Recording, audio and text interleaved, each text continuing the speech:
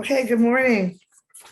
I'm excited to see we have quite a few people today. Thank you so much for joining us. Just a couple of general announcements. If you're not talking, could you please place yourself on mute as we're recording the meeting, and it'll be available on our YouTube channel for those who cannot attend. If you're speaking, since there's a few people that I'm not even sure I know, please introduce yourself and your company and location. And please feel free to use the chat box. If you have any questions, we'll be actively monitoring it.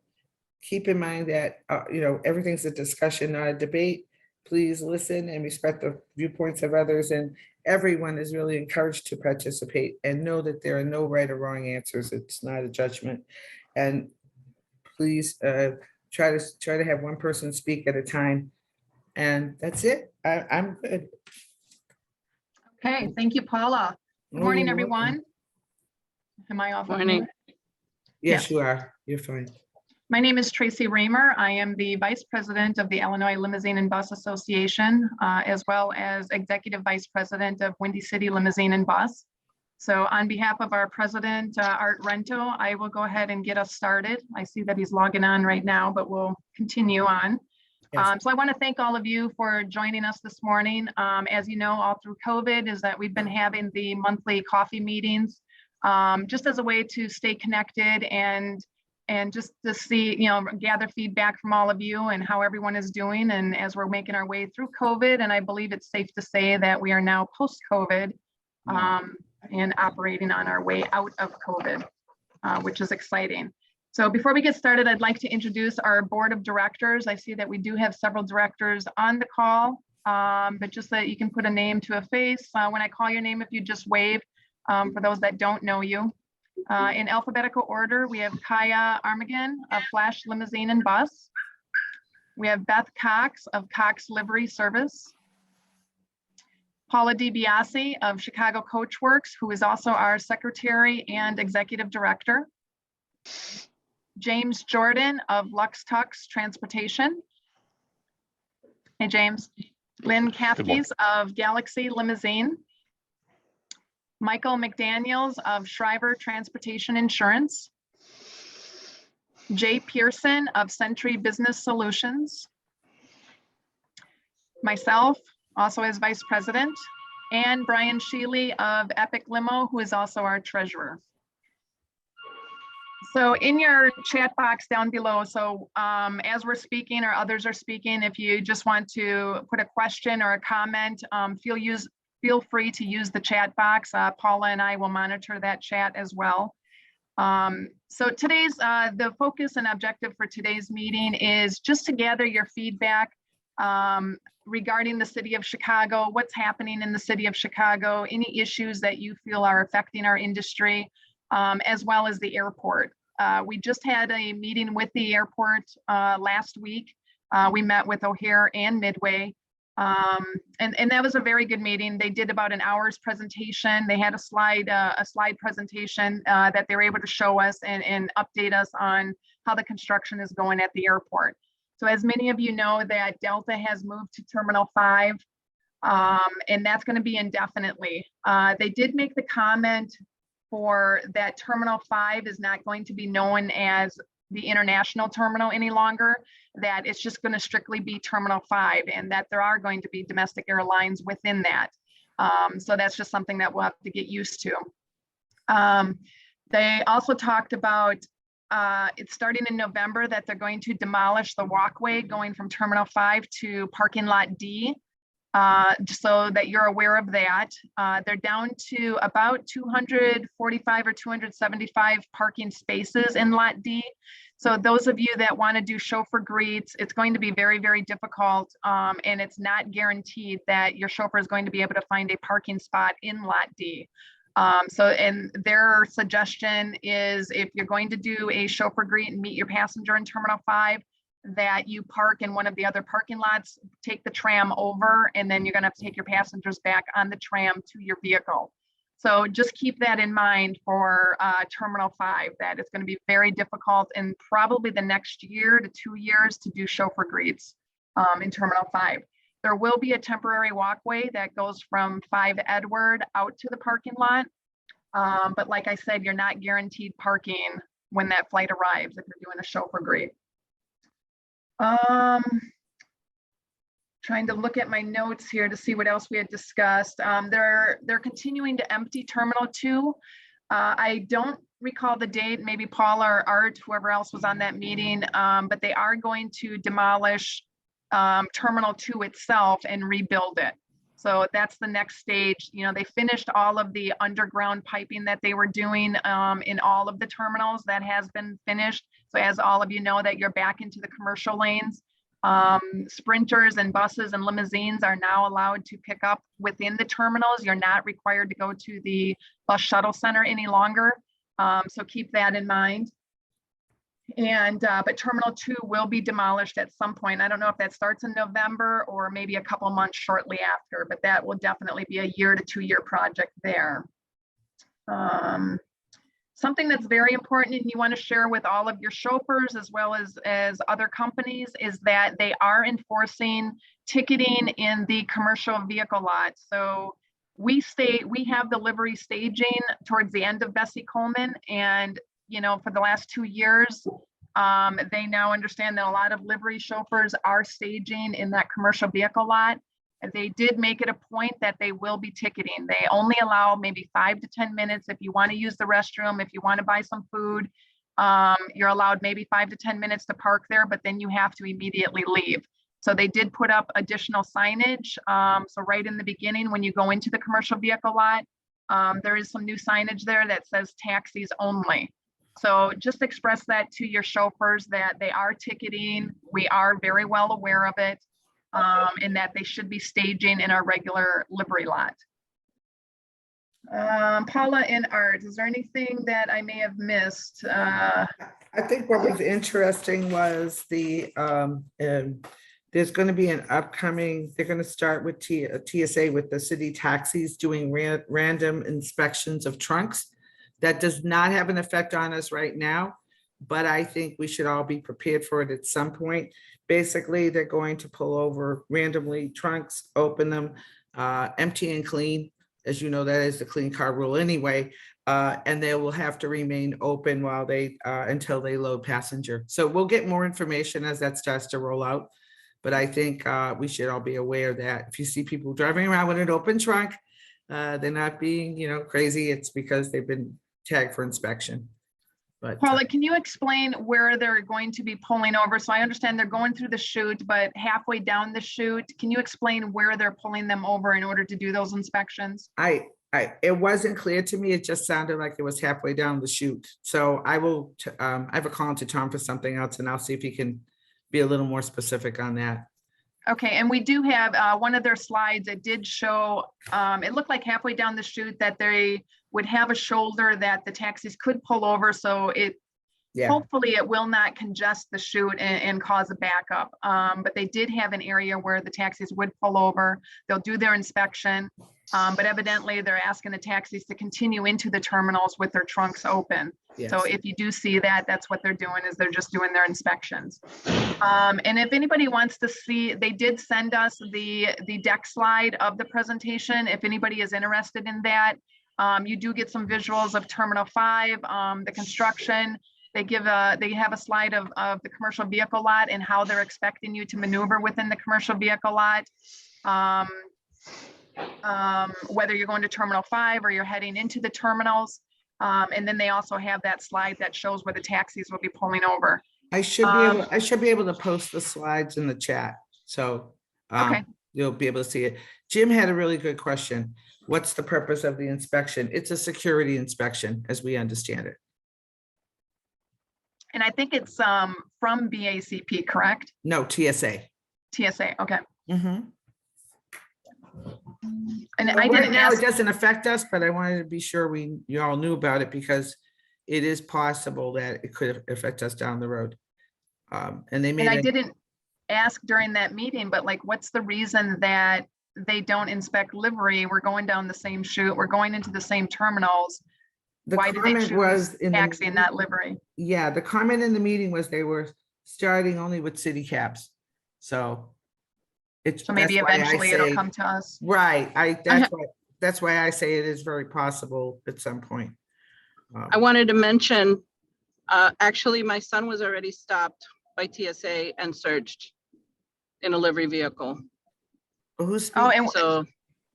and what Yeah, did one they of my search? Was it cars. did they search the trunk, or what did they search, and where? The did whole they stop him? vehicle, the whole vehicle. I mean, it wasn't like invasive, but it was the whole vehicle.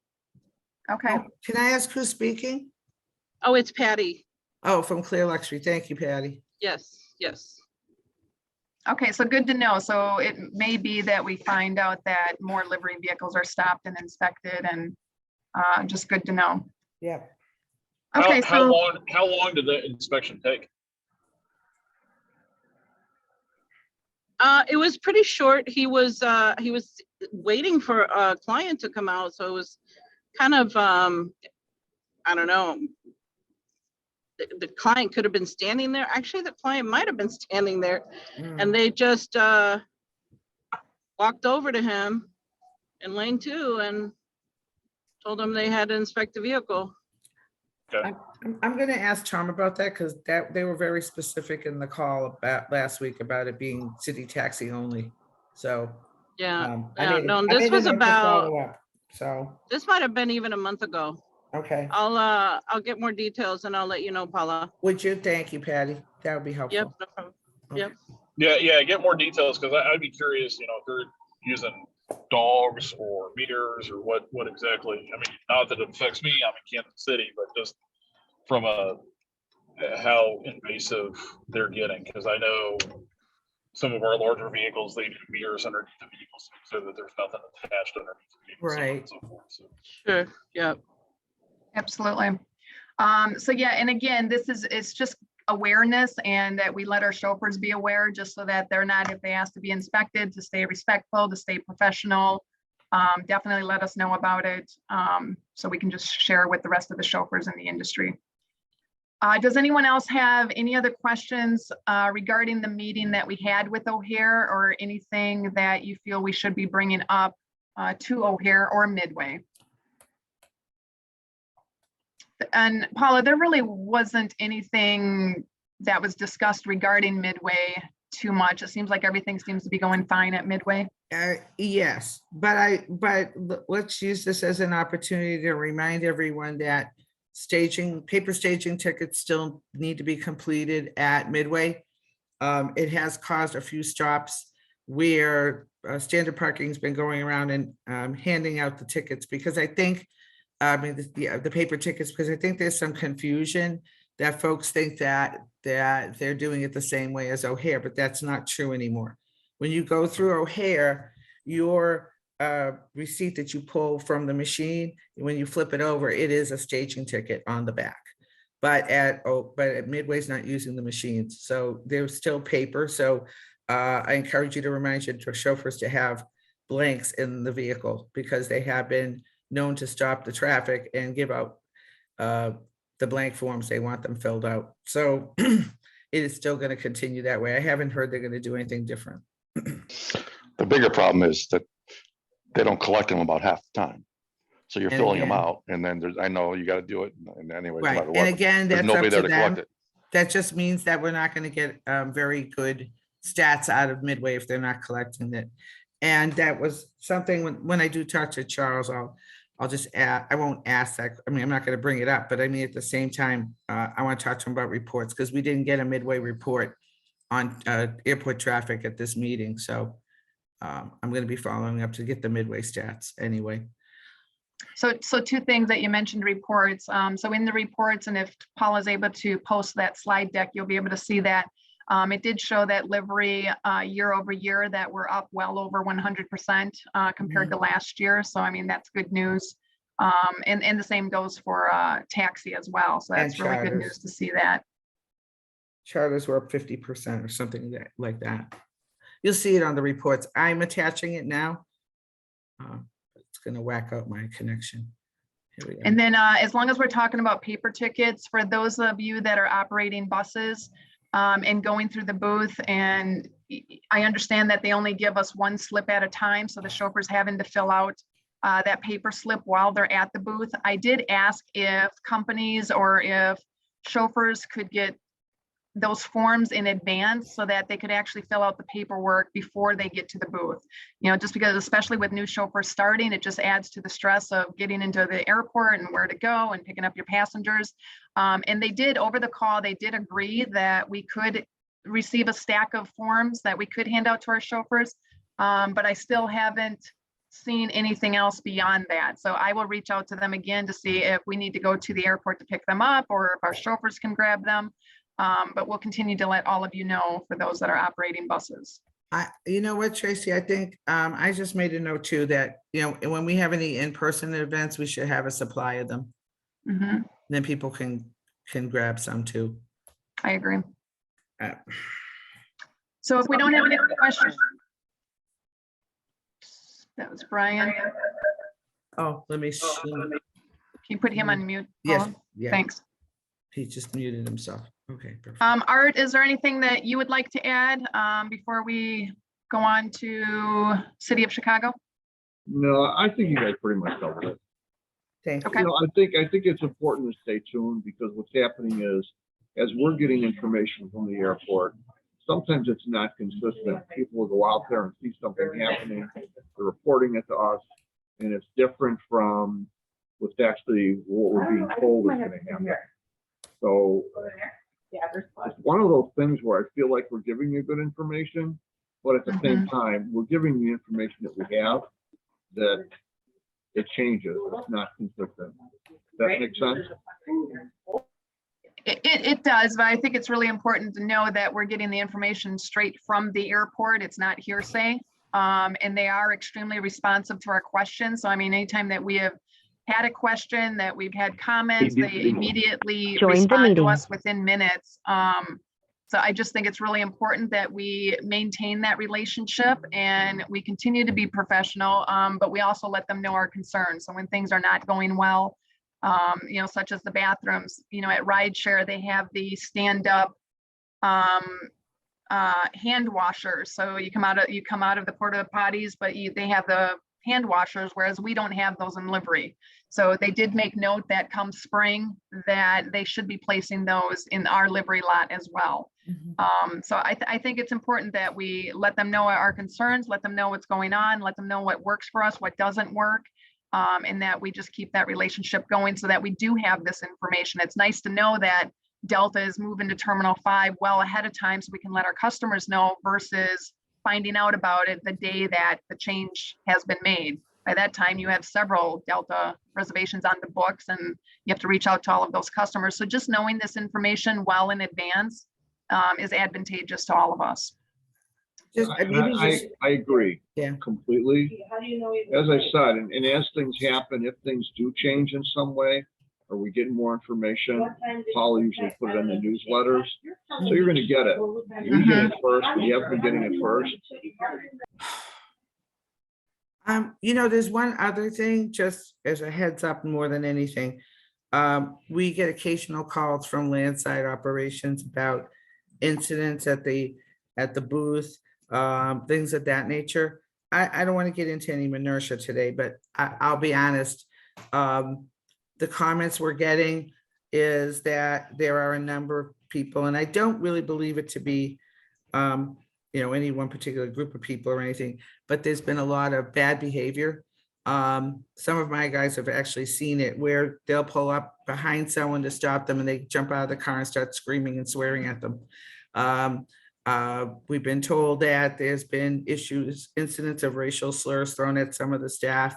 Again, this is coming from landside, and all I've said is, you know, you've got to figure out how to enforce that, because when you call us and tell us it's a problem, all of us will deal with it.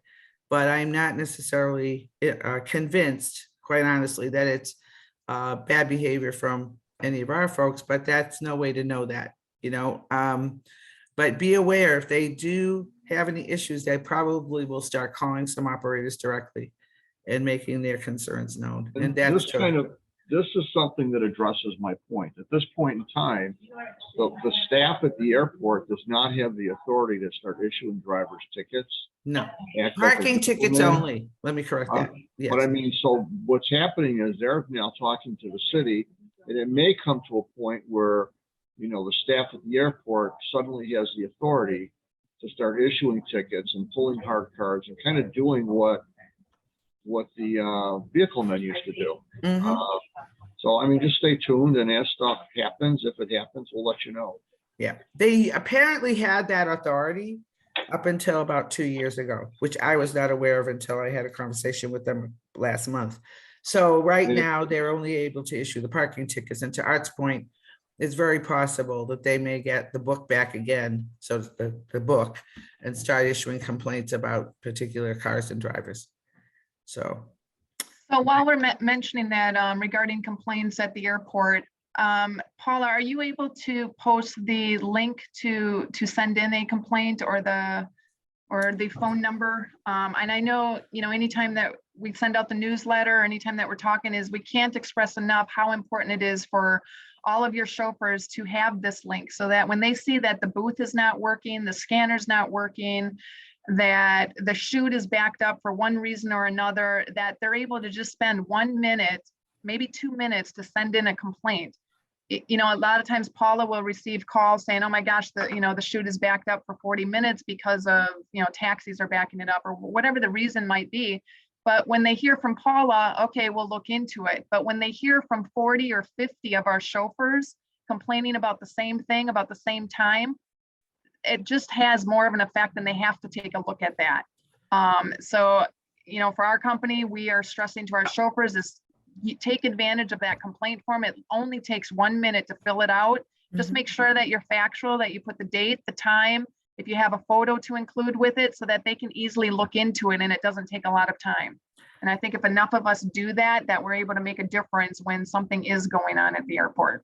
And don't forget, compliments are welcome too, because I've heard there's been some pretty good people there helping out at night, especially at night when the machines haven't been working. So let us not forget that we should be patting them on the back as well as kicking them in the butt. Otherwise, you know, it's Well, the other yeah. thing to consider too is if everybody's calling Paula, now Paula's got to get that information and then find the time to pass it along to them. If you Right. fill out the form, it goes right to them directly. And you can still Yeah, tell us, but we just, Huh? he's right, absolutely. But I mean, it goes directly to them. It isn't like you have to get it and then you gotta Mhm. report it and move it forward. Yeah. So Yep, it exactly. works. There's somebody that I can't seem to mute and everybody's muted, but I'm still picking up some back feed I here. think it's background when Art is on. Oh, I think it's background in Art's office there. oh, okay. I'm sorry, that might be where it's coming from. That's okay.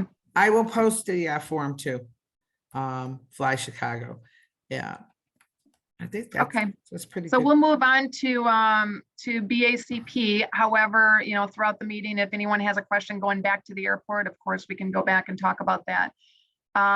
So we are currently in the process of coordinating a meeting with BACP and the new commissioner, Ken Meyer. He's been in his position now for about a year, but we haven't met, you know, due to COVID, we haven't met him yet face to face. So that's our first objective is to meet the new commissioner. We had an excellent relationship with the older commissioner. So now it's time to meet the new one and just let him know who we are, what it is that we do, what our concerns are, and that we're there to help. And we just want to be at the table when when our industry is being discussed, or when, you know, they're talking about regulations for our industry, that we'd love to be part of those conversations and not hear about it when something is already passed. So like I said, a date hasn't been set yet, but they have told us that's at some point in November that we will have a meeting. And with that, that is what we're looking for from all of you is feedback, anything of concern, anything that we should bring up at that meeting.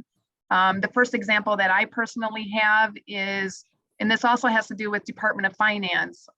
So currently Windy City right now is going through an audit for the ground tax. And it's been years since we've been audited, so there's no doubt that it's due. Everything's fine, but what we're finding out is when you fill out your business registration for your tax account, you know, you have your list of officers, and now that we're being audited, they have a list of officers from probably 12 or 14 years ago.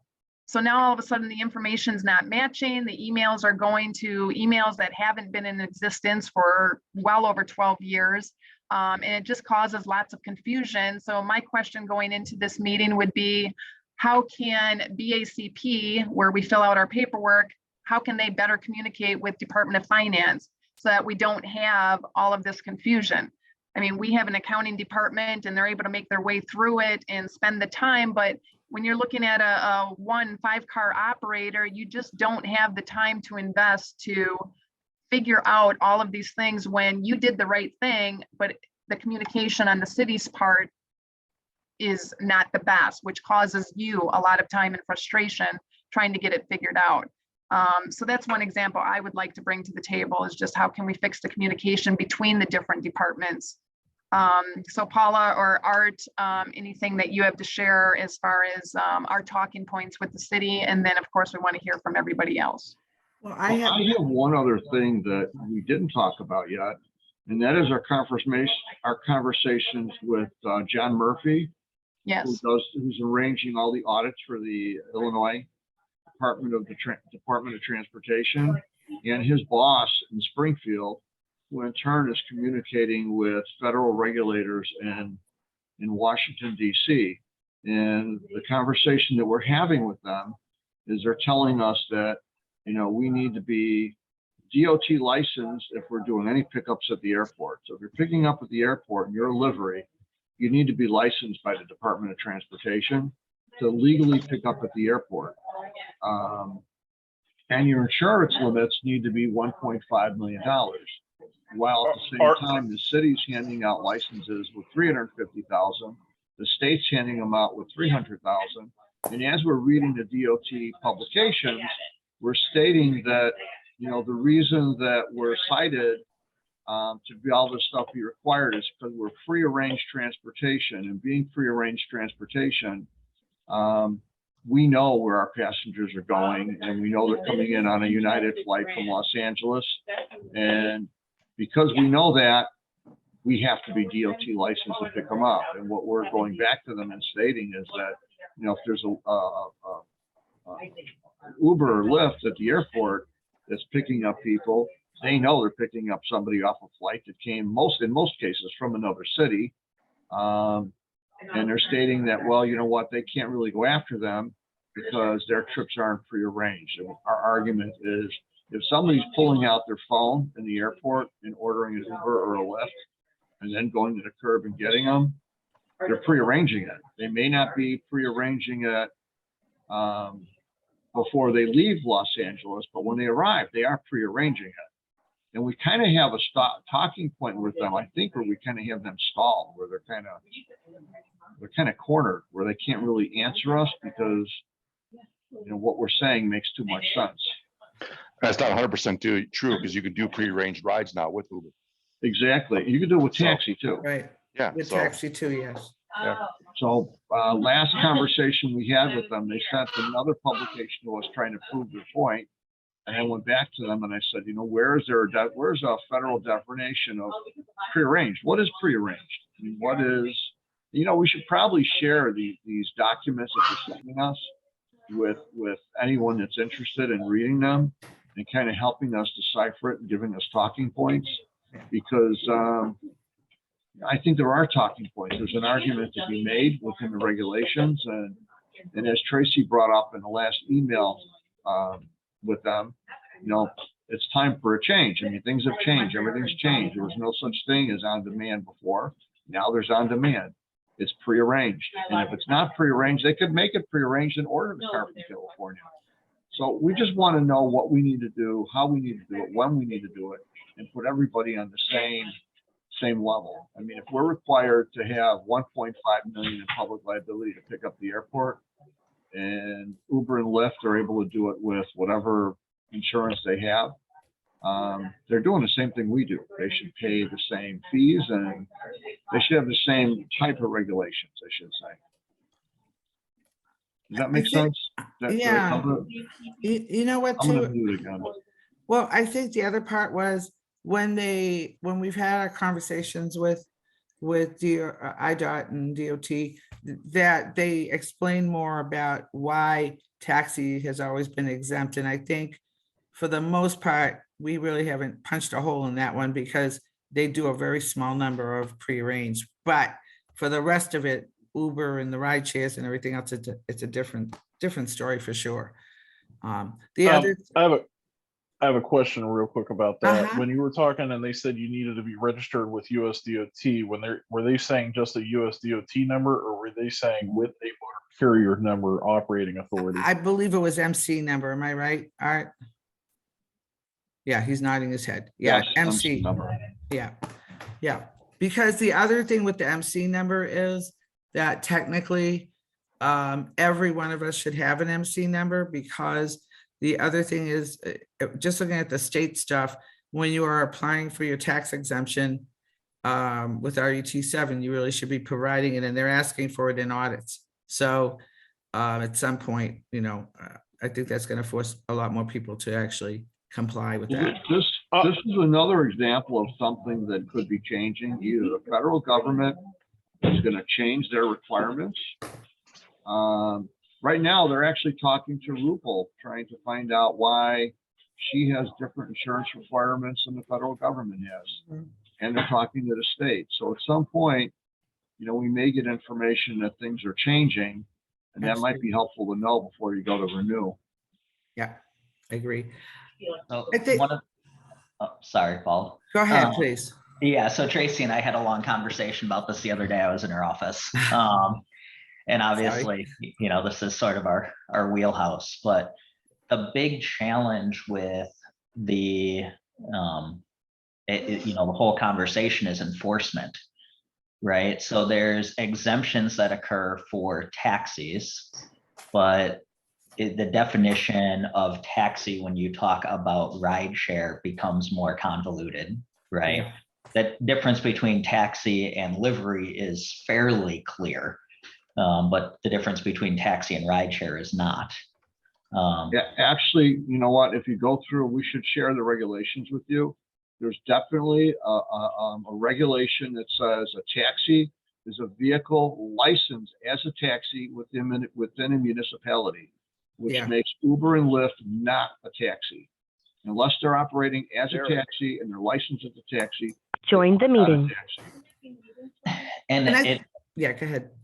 the other related part, though, is that there's a 25-mile exemption from the commercial zone. Yes. And so to prove a violation, even for a limo, right? If we all agree that livery vehicles need DOT and MC numbers, which I've been telling people for years, you have to prove that they're going more than 25 miles from the pickup location, and that the passenger came from out of state, and that they pre-booked.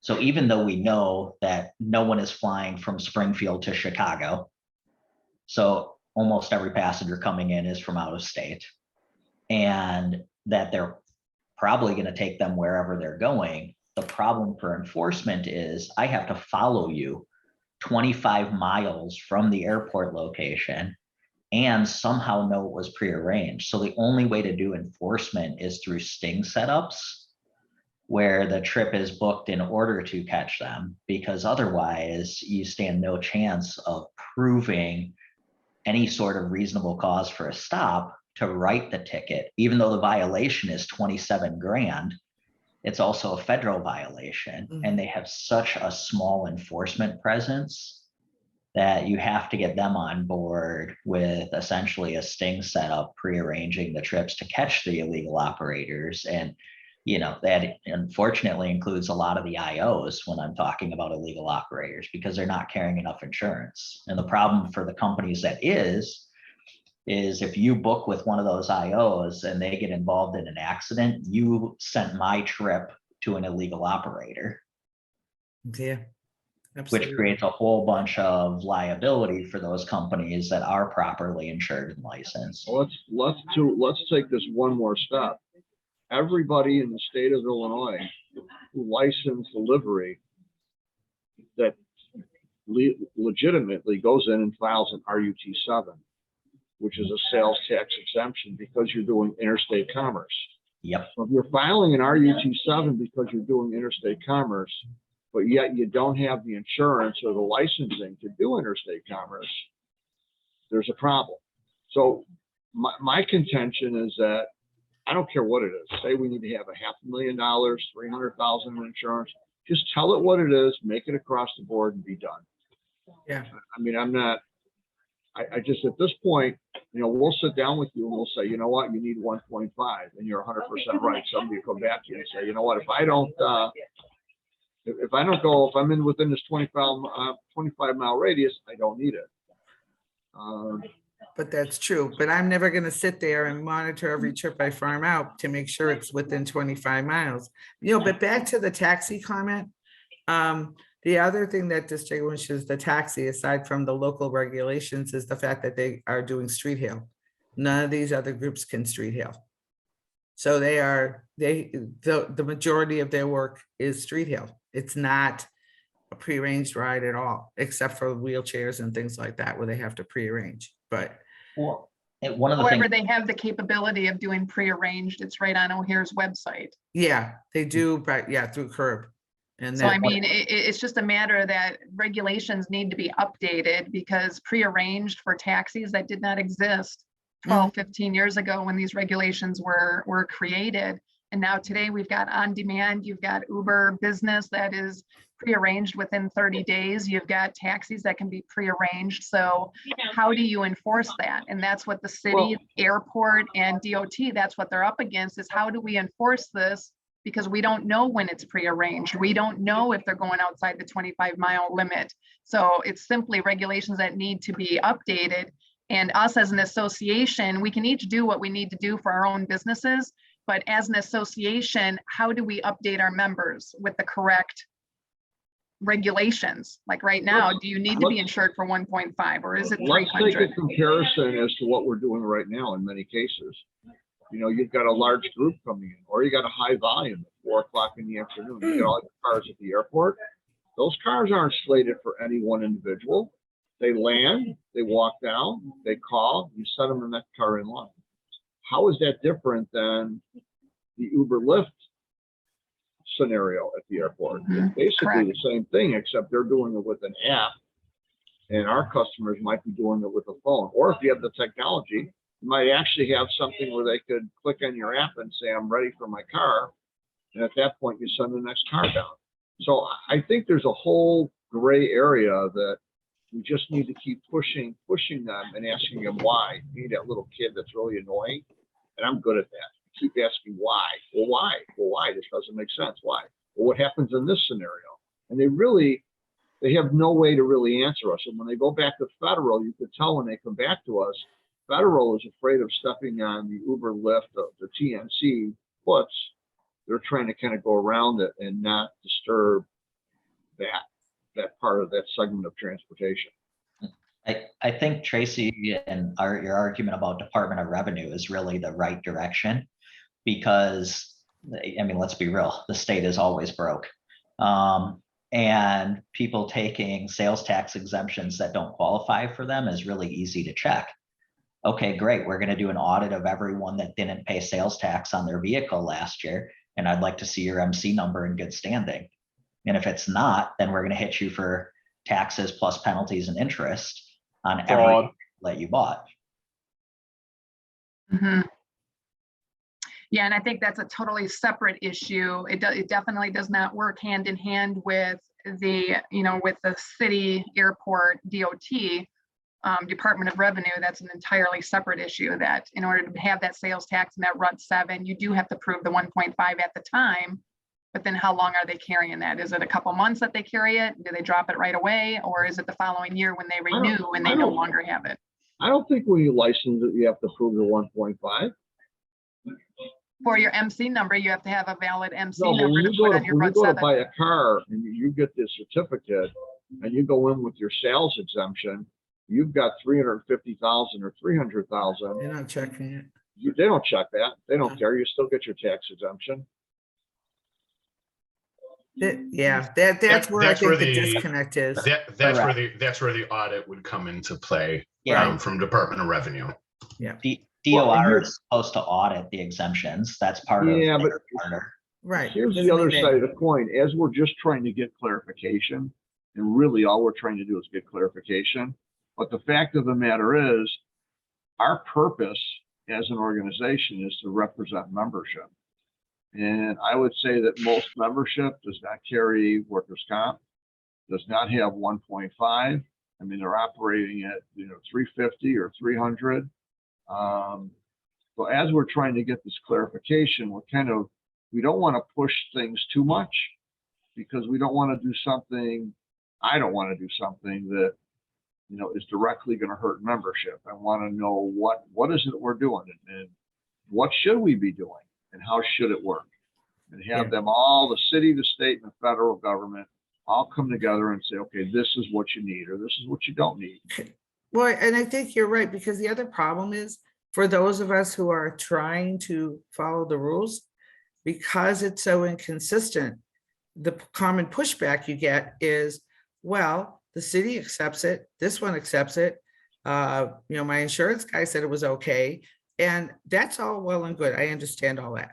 But it makes it really hard when you can't say, well, okay, that's a personal decision that you don't want to carry this and that, or our job, to your point, is our responsibility to the membership is to make sure that they have in hand what the guidelines are, how they decide to follow it, and whether you decide as an owner operator to farm your work to that person is a personal decision. But you need solid documentation that points to actually how these things work. Chris, could you introduce yourself to everyone? I am not sure everyone in our group knows who you are and what you do. Sorry, guys. I didn't want to interrupt you and Art were going at it, so I didn't want to interrupt you. No, you're fine. So my name is Chris Shabilsky. I'm one of the owners of Limo and Bus Compliance, or LBC Fleet. So we do.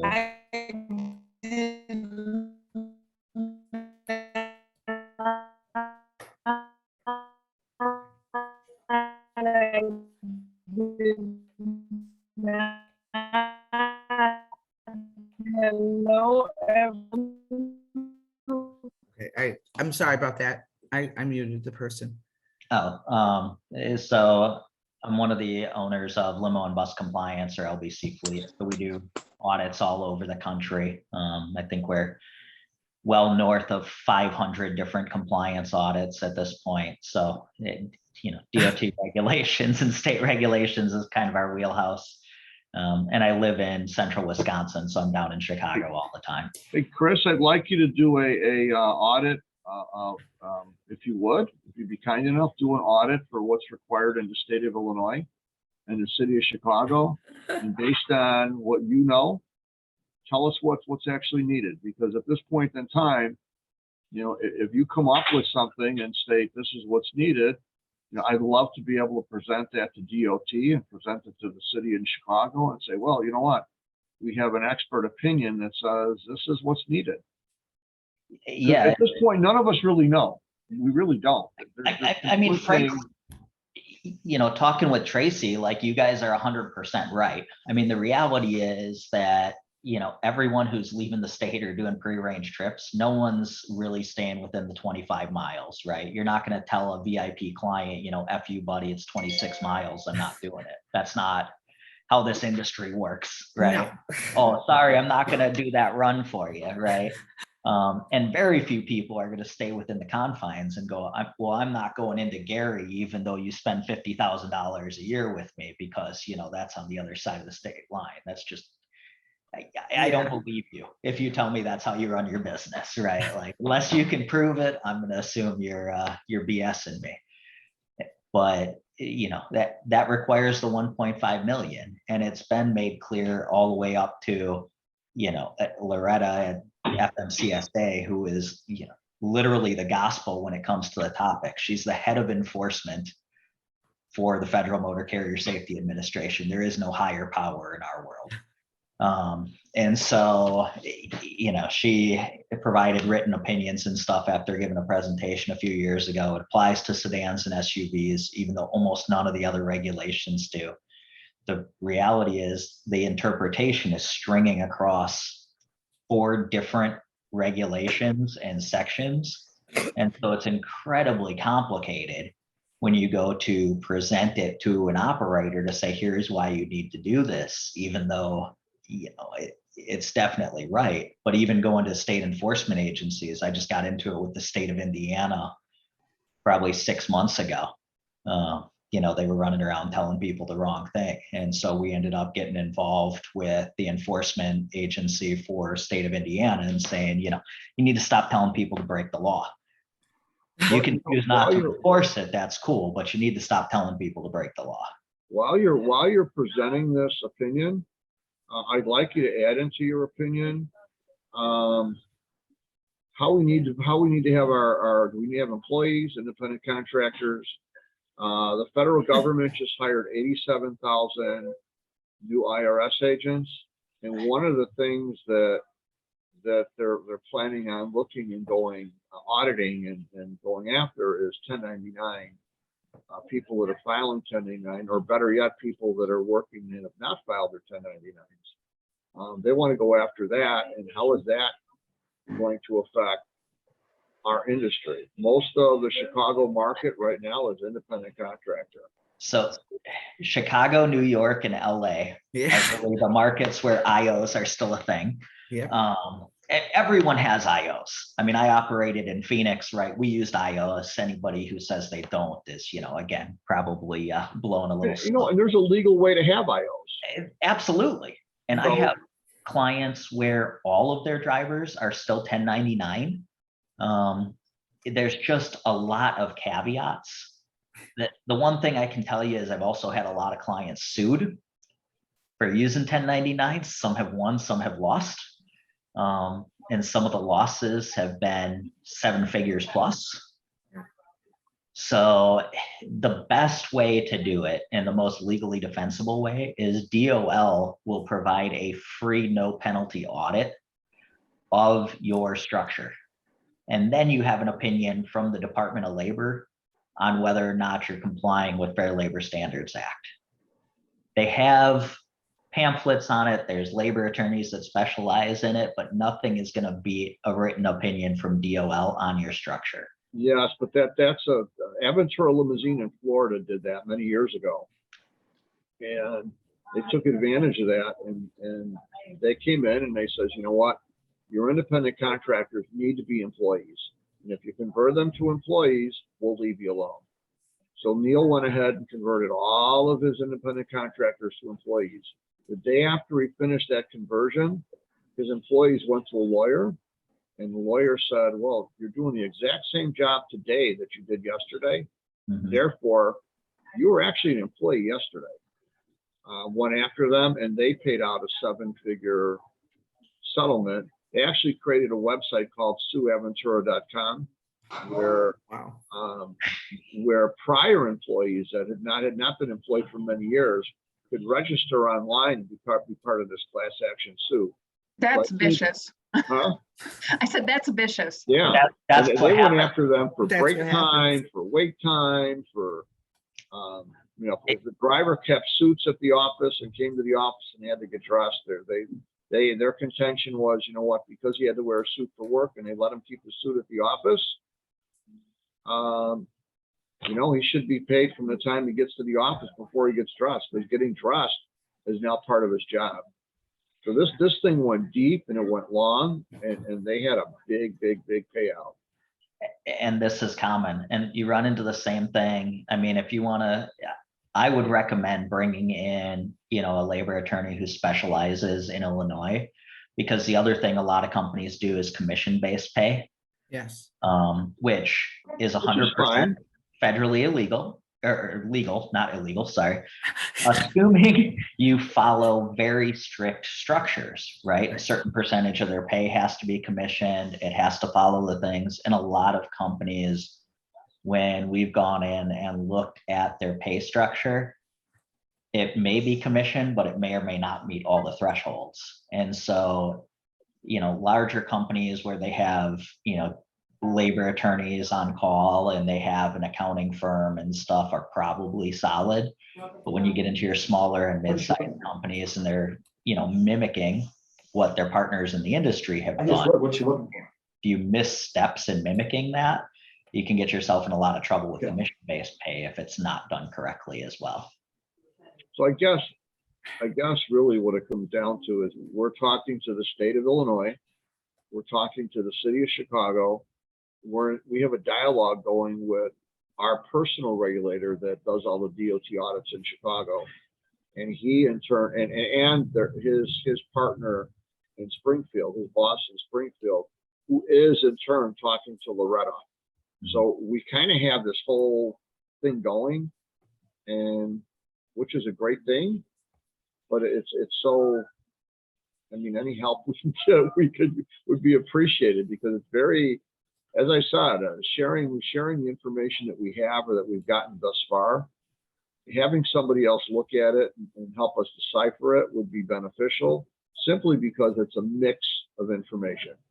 Yeah. Well, and I think at this point is they've been clear and they have admitted, I mean, we've been having these meetings for the past 6 months now, and they have admitted that we do need an update, but what is the final solution? You know, where is the transportation industry at today? What are the suggestions that can be done so that something can be enforced? And so Illinois DOT did say, like, this has to come from Loretta's office. Like, she does need to update the regulations. And what does that mean? But we need better clarification so we know what to enforce. Today, there's nothing to enforce because it's so outdated. Right. And the city has the same outlook on it, that they can't enforce it. I think So- what we need to do is look at it from, what do we want it to be, right? And Right. so, and I think this is not just an forgive my acronyms today. ILLBA. Yeah, thank you. You're welcome. Problem, but also an NLA problem, because I deal with this with associations all over the country. I mean, we're in 40 states, and this is not unique to the Chicago airport, right? You guys are feeling some of the pressure of it because you use IOs and you want them to be compliant because that helps you be compliant, right? But Absolutely. we also deal with essentially unfair competition, right? If I have $300,000 in insurance, I mean, that's a joke. I can't phrase it differently, because if you injure somebody, that doesn't cover anything. We see a ton of stuff, and there's liability for the airports, or if they hit your vehicles or any of that.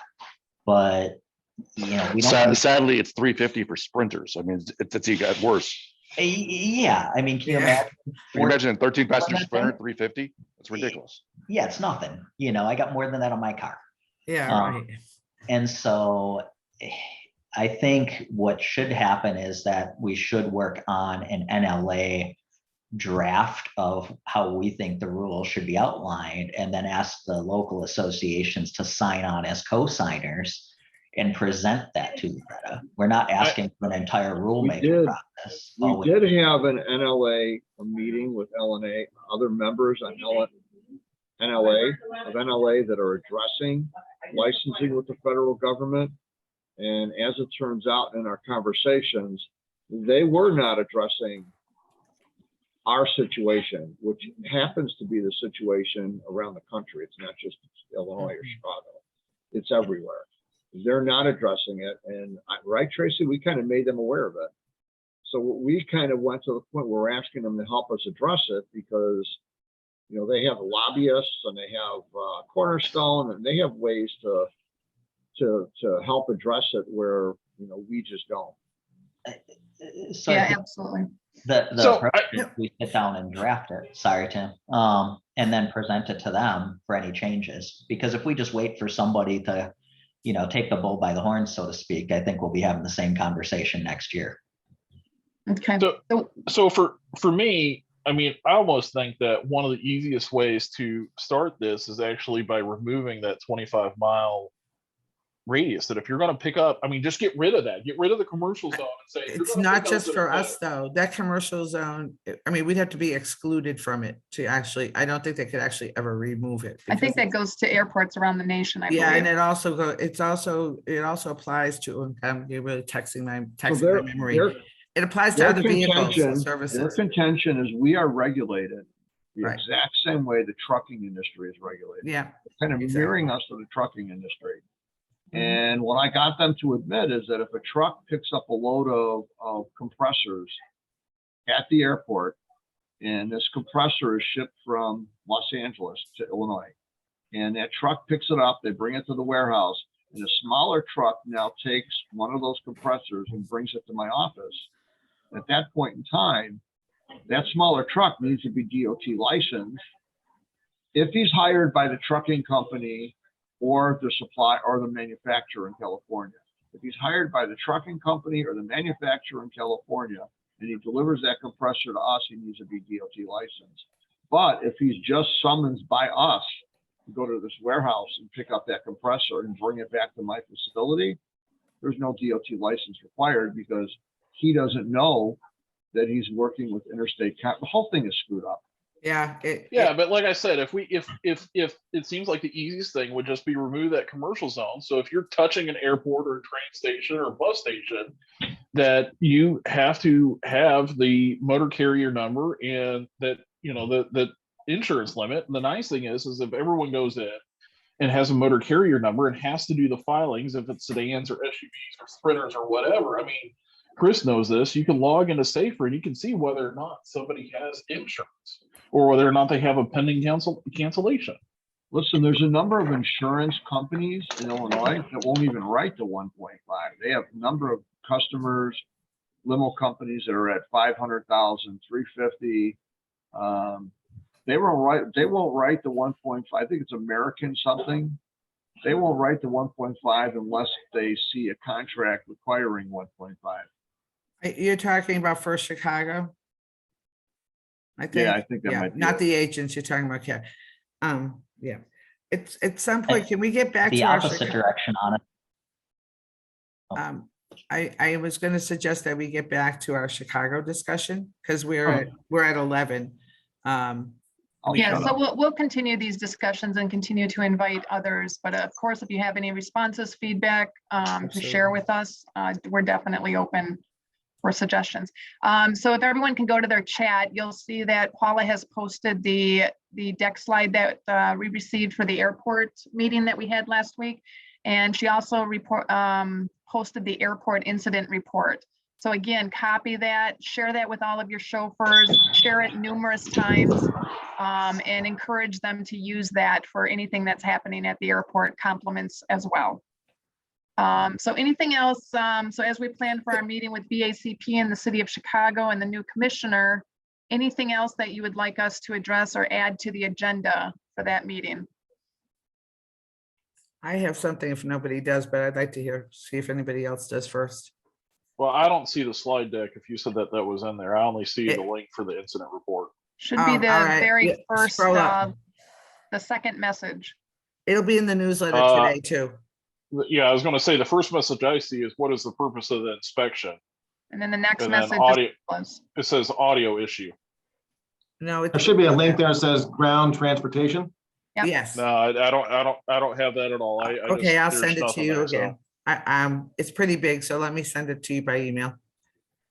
One thing I've brought up to the association officers a few times is the issue that we have with the hustling at the airports. And we all know that, you know, the aviation and landside are trying to do their best to control that and they're taking the issue seriously and as best they can.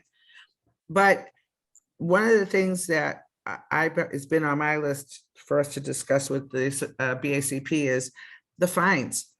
Because right now, there are a number of times when operators have been consistently reporting plates that they're seeing at the airport. The people are being removed. They get removed for a few days to a week, and then they're back in action. So in my mind, albeit, you know, my little mind, it's like maybe these fines are not severe enough. You know, they're not hurting them in the wallet, because if they can come back a few days later, what has been accomplished? So, I mean, that's one of the things that I like to talk to them about, because the penalties are not clear. It's not listed as an aggravated offense. Well, actually, I think it is listed as an aggravated offense as far as the law, but the penalties just don't seem to don't deter people from continuing to hustle at the airport. So that's one of my pet peeves. And Paula, you're making note of these different items that we're talking about, right? Oh, absolutely. Yes. Okay, I've got them as well. Yep. Anybody else?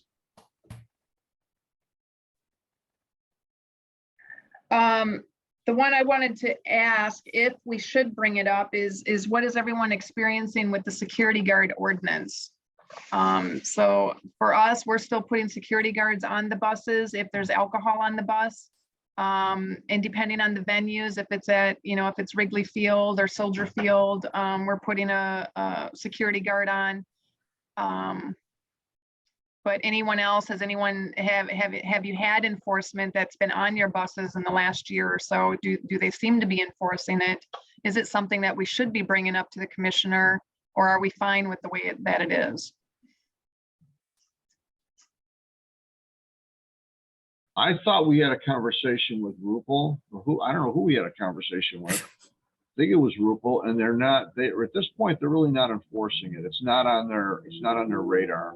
They've got a lot of other issues going on in the city where they're starting to realize that, buses and security guards on the buses aren't their major issue. So they need to direct the resources to protect the shopping district, the streets. They're not. So I don't know that there have been any really. So kind of leave it alone, just leave I it would as leave it is. alone, but let's be honest, she's never, unlike our relationship with Wisconsin enforcement, where they warn us at that Packer game, they're gonna be doing DOT enforcement. We do not have that with the city. We don't get those little hints. So as much as they will say, at this time, they'll say something limited, we all know that if the circumstance presents itself, they're gonna be down there. And they're not going to give us any warning or anything. So, But is that a bad thing? I mean, I think no, I don't think it is, all but I of- just At think, this that's point, the right thing. yeah, I at don't this think point, it she is. basically told us there's no enforcement right now. Well, I don't ever think we should go with that as, just Well, my, that's what she said. Yeah. So, but if they're down there because they get a complaint about noise or something and, on Oak Street, that you can be sure somebody will still, could still show up. So it might be related to another situation because we've been having, other problems downtown. Jim, are you comfortable talking about your concern about the taxis and the cutoffs in the lane and all that? Well, yeah, I could talk about that for a second. Mhm. There's a couple things. First of all, when you're going to get your stamp for Terminal 5 in the lot there, and you're in line, the cabs always try to cut in front of you from the right. So they're, instead of being in the straight line like everybody else is, they're coming in front and right, and they're always cutting in front of you. So if I let one in, then the next one thinks I'm going to let him in, and so on and so on. And he's getting all mad at me because I'm not. I might let one in, but I'm not going to let 3 or 4 in, because this is not fair that they come in from the side there and try to cut in. They should be told to go around, and go in line just like everybody else. In fact, there was even one guy who was facing the wrong way and trying to get his stamp done. He was, facing the opposite way. And at least this guy, the attendant, had the right to say, hey, no, you got to go around. But that being said, there's going to be accidents there. There was already a argument or a fight there where the cops had to be called a couple weeks ago over this. So, it's definitely something that has to be approached. The cab drivers are getting a little brazen, and they know by cutting in front of you, you're going to stop your $100,000 car in front of their Prius and let their Prius in. That's what they're thinking. And that's city cabs, right? I think you and I Yes. talked about that. Majority have been It is city city, cabs. and majority are city cabs. Yeah. Do you want me to talk about the other lady down below too? Yes. So I was loading a customer the other night with 9 suitcases, and the I don't know what we want to call her, the parking lot Attendant. lady or whatever, the Mhm. attendant in Terminal 5 comes up to me and starts yelling at me. And I, a little short, I'm looking at her and said, "Why are you yelling at me?" "Well, you're blocking the crosswalk." I said, "Okay, why are you yelling at me?" You're blocking the crosswalk." She said this. I asked her 3 times why she was yelling at me. And she's standing 2 feet away from me, from my clients. Finally, on the 4th time, when I said, "Why are you yelling at me?" "Whoa, your car's blocking. You're not supposed to be blocking the crosswalk." I just looked at her, I yelled at her. I said, "I know I'm blocking the crosswalk, but why are you yelling at me?"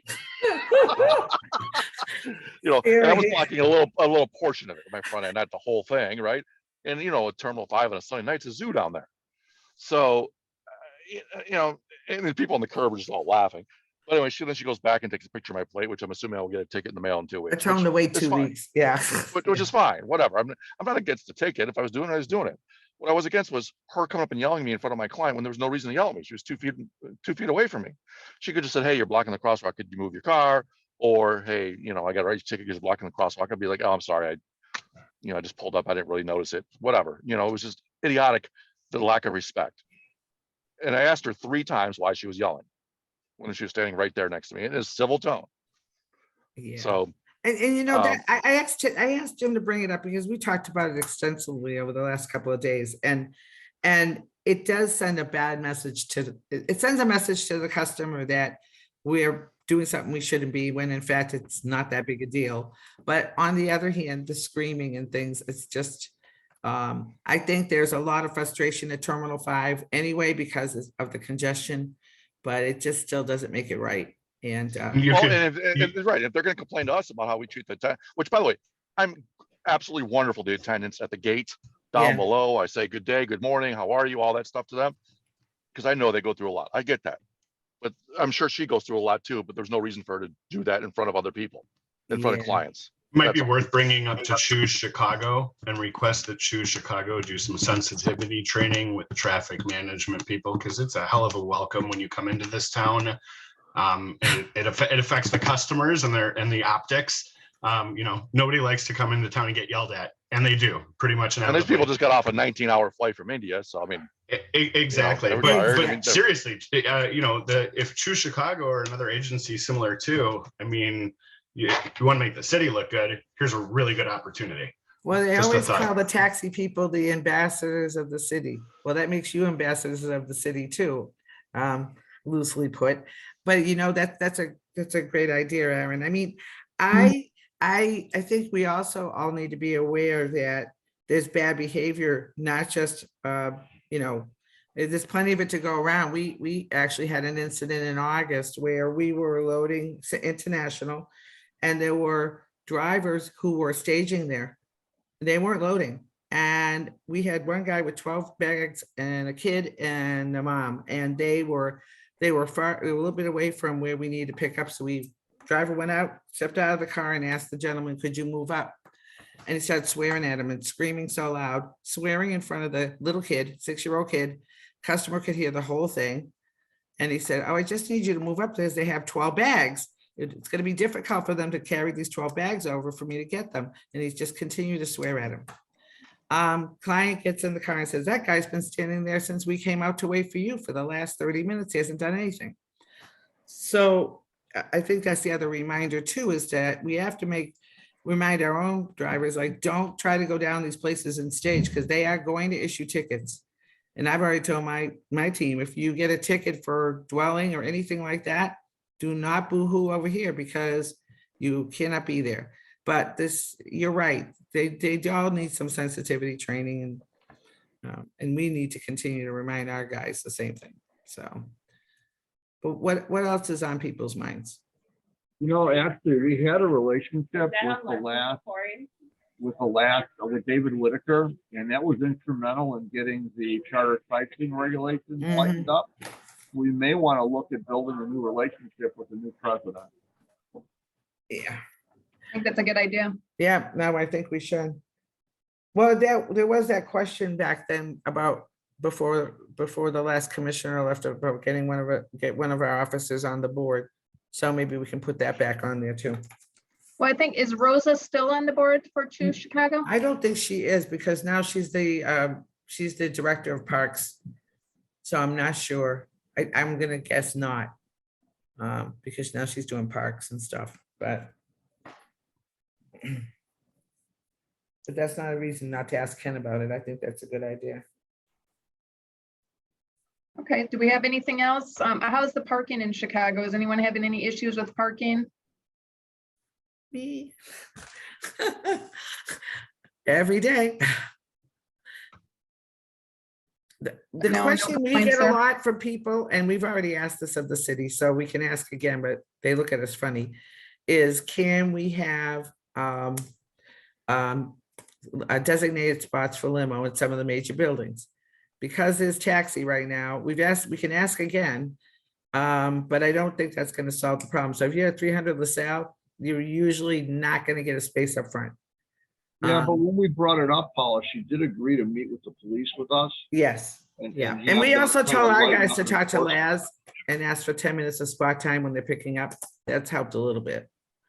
You know, but down there, but you know, some of the other buildings, it's really hard. There's no parking at all. So is there anything that we want to discuss, Paula, with your classes and them being quite full and you're booked up until first quarter?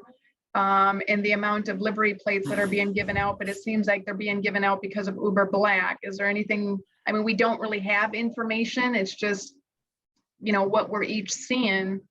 But is that a discussion that we could have? I have no Okay, idea so where. if you don't know, I am a private contractor with the City of Chicago for the last 5 years, and I'm authorized to provide the chauffeur license training and administer the exam. So it's myself and obviously the city college. So this year, we've had an unprecedented year. Normally, we do 30 to 45 people a month. We are doing well over 100 a month for the last 8 months. So it's exploded and we're sold out. Our classes are completely sold out. We have 6 classes on the schedule and we are sold out until February. And at least 80% of them are looking to go drive Ubers, I right? wouldn't say 80%, but pretty close to it. A number of them are looking to drive Uber. I talked to the city about the business licenses because if you are familiar with Uber Black, you can go out to their website and it just says, give us a hard card in your chauffeur license. And they don't explain anything. So a lot of times we're finding that these guys don't realize, they think they're going to go get a plate with the chauffeur license and we have to tell them, no, you need a business license. Well, what do I need that for? So I've talked to the city about that and they're like, direct them to us. Do not let that distract your classes, because I would say about 50% of the students do want to work for another operator. They don't want to drive Uber Black, but but some classes, it's a bigger number than that. So are they all getting chauffeur business licenses? The only comment I could get out of the city, and I'm not going to read into it, is not everyone that applies is getting a city license. So I cannot tell you why, and it's really not up to me to ask her why, unless there's something that affects my classes, and it does not appear to be that. However, what we are doing is when they ask us in the class about, should we be driving Uber Black or whatever, obviously I don't have an opinion either way. I'm there to teach them to get their license, but I do encourage them to consider other options, which includes working for some of the local transportation companies, because we're noticing, as some of the operators are noticing, that there are a number of individuals on the limo lot that they know are Uber Black. And in fact, sometimes they're trying to grab limo work, but they don't know how to do it. They're asking the other drivers, where do I go to pick up this person and stuff like that. So what it's done is it's created a group of people who eventually could very well have little work, because I was told yesterday that Uber is slowing down the appointments for Uber Black. You need an appointment to get an Uber Black license. I have to figure out from someone who knows better than me if that's a fact or not, but they have been known to actually shut down the number of vehicles. This is another reason that we need to get our landscape. We need to understand our landscape. You have to understand what's coming up behind us. Mhm. She's training 100 people a week. And these people are all going to get business licenses. The city of Chicago has, what did you say, 7, 8, and 9 livery plates of what, 3,000 livery For plates? livery, yeah. Taxi has a At some different point, they're number. gonna run out of plates. And everyone is licensed differently. So we need to kind of figure out where we're at and put a hold on some of this stuff. A number of these students they come from the same area in Asia, China, wherever they're coming from, and they only buy one vehicle and 4 or 5 people drive it. So I'm not sure that it's totally saturating. There are not a lot of individuals. There are groups of guys who are living together, hanging out, and then they buy one vehicle. And that's how they explained it to me. So they'll That's say, right, and they're driving a vehicle that they have $350,000, city plated vehicle, they have $350,000 public liability insurance. They file for the RUT7, they don't pay sales tax on the vehicle. It's a different, you have that type of group coming into our market. yeah. It's gonna change stuff. So right now, what's interesting is taxi is also increasing. The number of taxis on the road. So while we are hitting the city with, anywhere from, let's see, we've done probably 75 people last month, and we're probably going to do well over 150 this month. People who are applying for their licenses. We're just watching, and they've already committed to bringing in additional resources. So if you're hiring someone that needs a license and we train them, they're trying to get the licenses done within 2 to 3 weeks. And it looks like they're doing that consistently. So that's actually the good news. They brought in additional resources because we started giving them a heads up that there was an issue, that we are seeing our classes be completely sold out. And so that I think is the good news, because I've actually seen some people get their license in 2 weeks. So then I'm assuming that with all the operators on here, that we all have enough chauffeurs to cover all of our work Yeah. in training that many chauffeurs, or training that many drivers. Oh yeah, we're turning them away all day long. Yeah, right. I just lost 2 drivers in the last. So I 2 mean, weeks. like Art said, it's something to pay attention to and understand our landscape and what is happening with our industry. Mhm. We have no idea where this is going to go. However, all the years of chauffeurs going to class to get their hard card, and now Paula's reporting that she's training over 100 drivers per month. Well, they're not coming to our industry. I mean, they may be trickling in, but they're not coming to our industry, and it's just something to pay attention to. There's a handful who are extremely curious about livery. And in fact, a couple of them have been sending us personal notes and asking, it seems like you're not too keen on Uber. And I said, no, it's not that. So one guy actually cornered me on Saturday during exam day, and he was asking, okay, so what do you consider the perfect model? And I said, well, if you, and remember, I have to be impartial here, but I mean, if you are hell-bent on buying your own vehicle, you first need to become business educated, because it's a business. Aside from that, if you want to optimize, Uber should be your secondary, and you should be building relationships and getting trained to be a chauffeur so that you can have the best of both worlds. And we have a number of people who still do Uber on the side, they're independents, whatever. But that's not where all of them are going with this. But I will tell you, the lot is, I'm getting calls that the lot is. But at the same time, our goal in Paula opening up this training school was to make it easier for people to get chauffeur's license quicker, more convenient than going to Chicago colleges. And our connections with the city allowed us to help her facilitate getting this school opened up. At this point in time, the very thing that we did is backfiring on us. And it's backfiring on us because now Paula is teaching 100+ people a year, and it's easier than it's ever been for them to obtain a chauffeur's license. So putting all these chauffeurs into the market that are not coming to us is doing us more harm than good as operators. And Yeah. Right or wrong? I mean, Yes, but I want to add something. We have, when we started our program, we were at 98% first pass rate, which meant 94% first pass rate, which meant that 94% of the people were passing the exam on the first try. I was telling Jim this a couple of weeks ago. We have weeks where we only have 40% of the people passing the exam because they cannot speak English. So, and there you is still nothing. have 100 people a month seeking to become public. Yeah, chauffeurs. you do, but I'm saying not all of them are coming through. They're just repeating over and over again, trying to get a license. So I know we're they're not- working they're with the not city coming- on that. People that you're training, whether we want them or not, they're not coming to us. But even though if they want to do Uber Black, it's not a done deal just because they have their chauffeur's license. They have to have done so Absolutely. many rides for Uber. They have Yeah. to have a rating of 4.80 or above. the car has to meet the standards. Yeah. And they have to have an interview with Uber, which they've always had, which at one time was 6 months out. It's So- trying to become that again, from what I heard Yeah, it's yesterday. probably becoming again that again, because they don't have any staff, I'm assuming, down in Chicago, they're at their little headquarters or little office there to be interviewing all these people. And even though the interview is a joke, but that's neither here nor there.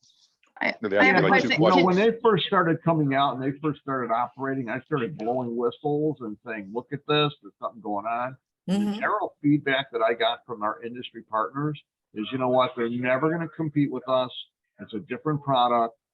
They're just never gonna be able to compete But with now us. they're doing pre-arranged rides too, so I'm not sure. Tracy, you had a So I question? think for us to keep our eyes closed and just assume that it's hard for them to get the license and it's a process, it's happening. That process is. Well, I'm not saying it's not harder, it's just not as easy as they think. And these people might not be in Uber Black, they might be coming up to us, but they're coming in the market to start with Uber Black. There's no doubt about that. Yeah, Right. and some of them probably will move to us at some point, but yeah, Yes, I agree.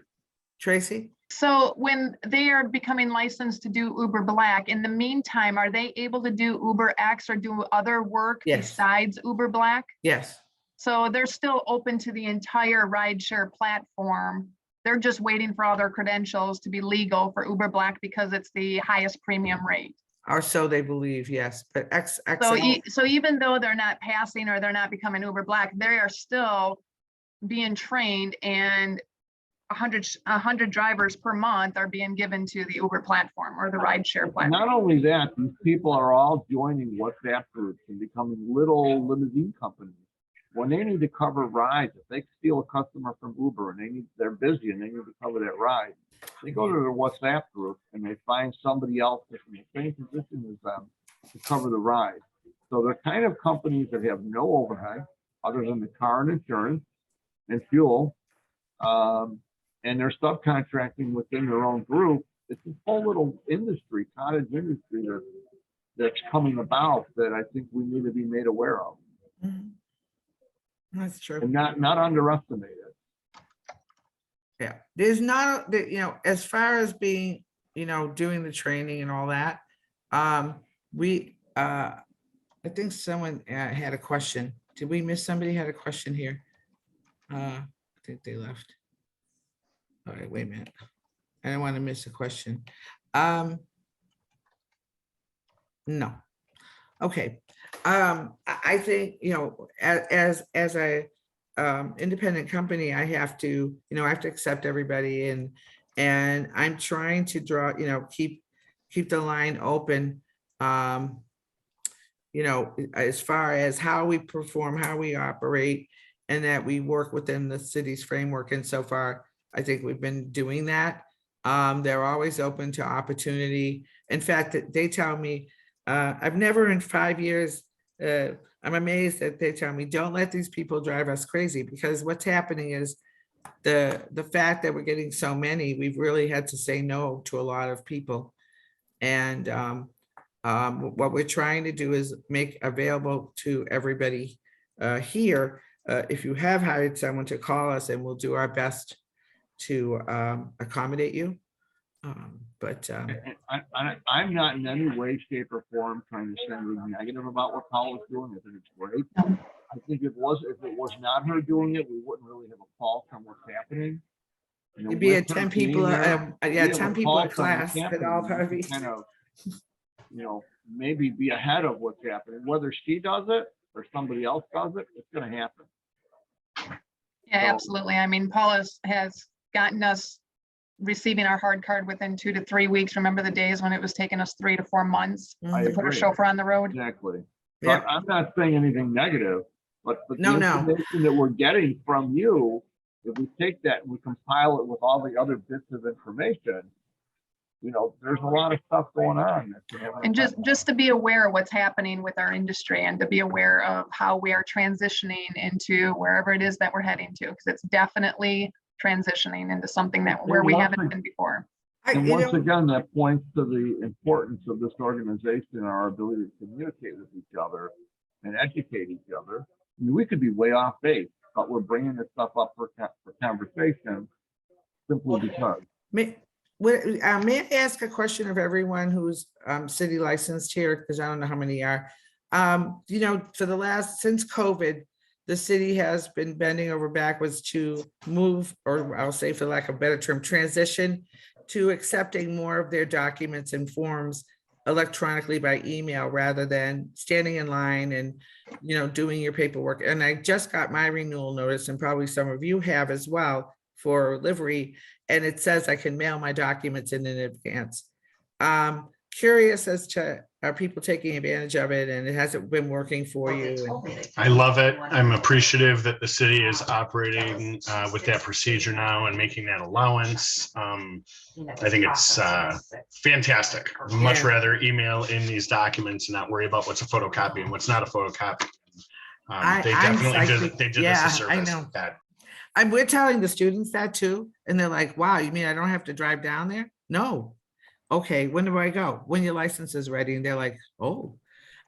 They're doing address changes, name changes, all the stuff that we used to have to do within 3 days.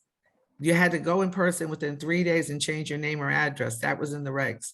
Now, Just now for it's 30 everybody's days. and they're- information, Huh? just for everybody's information, this ability to email your stuff in, before it was made available to everybody else, it was made available to board members. And they started doing it with us to kind of try it out, because we've been pushing them for years. Yeah, Hey, Peggy, thanks for calling back. I'm still in a meeting, but I'm trying to get out of this meeting, so. I mean, it's another place where the association has kind of helped the industry. I think what's missing, the only thing that's missing right now is to accept electronic payments, but we know they're working on it. They told us the last call we had a while back that, remember, with the city, it takes a while. So those $5 payments for, paperwork and stuff like that, they're trying to also create a process where you can make the payment online as well. So we might not see that for a while, but that's on the horizon as well. Thanks for that feedback, Aaron. I'm really glad to hear it's working out. Okay, does anyone have anything else regarding Airport Chicago? We'll talk a little bit about the NLA CD show coming up. If not, Let's go. okay. Rob, do you want to talk a little bit about the show coming up? Sure thing. Can you hear me okay? Yes. Okay, I have some camera issues, but I wanted to make sure my mic was on. The show is looking to be really, really exciting. We have 18 and a half hours of educational programming within the 4 days, which I think is outstanding. And it's stuff ranging from small operator roundtable to our mentoring program, which is always a big hit. Of course, we have the two big parties. The first one's on the show floor, which we got a lot of good feedback from in Las Vegas. The second one is a tailgating party, so everyone can wear their sports merchandise and celebrate the Eagles beating the Commanders that night, because that's what's going to happen. Oh, Lord. You're right. Oh, boy. Also, I would be remiss if I didn't say that Chauffeur Driven is back in print. Encourage everyone to go to chauffeurdriven.com and resubscribe if you haven't already. We will have a new issue at the show. Tracy, is there any of the education you want to bring up? Yeah, I think I wanted to mention that, in sitting in the different meetings for NLA and hearing from Ford and Cadillac and some of the finance companies for the last probably 6 months, I was surprised to hear that as companies are wanting to finance their vehicles, is that they're having issues being approved. So even with all of this newfound money, with the different government grants and the programs that have been given to our industry, is that the way that it's being placed on the balance sheet and on your books, it's making it very difficult to be approved for financing. So one of the topics for the educational program is on Sunday, managing finances with the influx of newfound revenue. So I think that'll be really, really important, just because of what we are hearing from the finance companies, that operators are having a tough time being approved only because of where they're placing these funds on their balance sheet and the way that it's making their financial statements look. So I think that's a really important topic to attend. We've got other topics on managing and integrating remote workers. I think that's a hot topic, and a lot of operators are going into remote workers, whether it's here in the States or even abroad. Some of the other ones, you've mentioned the mentor program. That's always very successful. We've got different roundtables, extending the life of your assets. As you know, you just can't go out and buy a vehicle like we used to, or trade your vehicles over like we used to. So now that you're having to keep vehicles longer, what are you doing to extend the life of those assets? One of the committees that I am on is Welcome to the New World of Obtaining Your CDL. So that has to do with the ELDT requirements. It's been on the books for a real long time. However, they haven't been enforcing it. DOT has started to enforce starting February of 2022. And so what does that mean? That chauffeurs now have to go through ELDT, and what are operators doing to start a school for CDL training? So I think that'll be well received. Sandler is doing it's not a keynote session, but it's going to be a general session, and it's going to be the Sandler's training. So there's going to start from how to upsell on the phone and taking those phone calls, to upselling, to how to land that first client, how to close business. Right now we have business just falling out of the sky, but what are we doing? Because obviously that's not going to last forever. So Right. what are we doing for the future when it doesn't just fall out of the sky any longer? So I think Sandler will talk about that a little bit, and then hopefully go into leadership for companies that have teams within their office and want to do some training for leadership. I think that'll be excellent. You talked about the Monday night tailgate party. The association summit is on Monday. So everyone is welcome to the association summit. And I think that is great because it tells what associations around the nation are doing and what they're doing for their associations and for their membership. And it's just interesting to hear what's happening around the nation, especially if you're doing affiliate work, which I believe everybody on this call is doing some form of affiliate work, and just knowing what's happening around the nation. So yeah, I think the the show educational committee, they put together an excellent agenda. So if you're not planning on going to the show, take a look at that agenda, see if there's something there for you. I'm sure you can take back some information to make a difference in your businesses. The registration is still open. I believe the early bird on the hotels is still available. Oh, is it? I know once that early bird stops, that the hotel rates nearly double, if not more than double. So if you haven't gotten your hotel, I'd recommend getting those as soon as possible. And if you're coming, visit us at booth 65. We will have a booth. And if you're coming, I will hijack you to help us with the booth. And I want to personally congratulate Derek from Cruisapalooza. He is a scholarship winner. He's from Hartford, Wisconsin. Congratulations, Derek. Thank you. Appreciate the support, and thank you for letting me know about the opportunity. Anytime. Exciting. Yeah, Absolutely. So Derek, this will be your first show, is that correct? he's going to be a scholarship That's winner. correct. Yep. Excellent. I can't wait to see you out there. Yeah. And then one last, we just received confirmation last night for the Women's Leadership Council. So we always have an event. This time it's going to be on Tuesday, and the men are welcome as well. And normally we get anywhere from 70 to 80 women that attend this event. So it has definitely grown in size. I remember years ago when we first started, it started with 20, 30 women, and we are now up to over 70 or 80. The men are starting to attend this forum as well. We actually have Joe Reinhardt and Dave Lazille that is sponsoring the event, but we just received confirmation last night that we have the Lieutenant Governor of Virginia that will be speaking at this event. So that is sure to be something that you do not want to miss. All right. So yeah, that is it. So I hope to see many of you at the show. If you're there, definitely text me. I'd love to meet with you, have a drink, and walk the show floor with all of you. And that is all that I have. Does anyone else have anything before we close?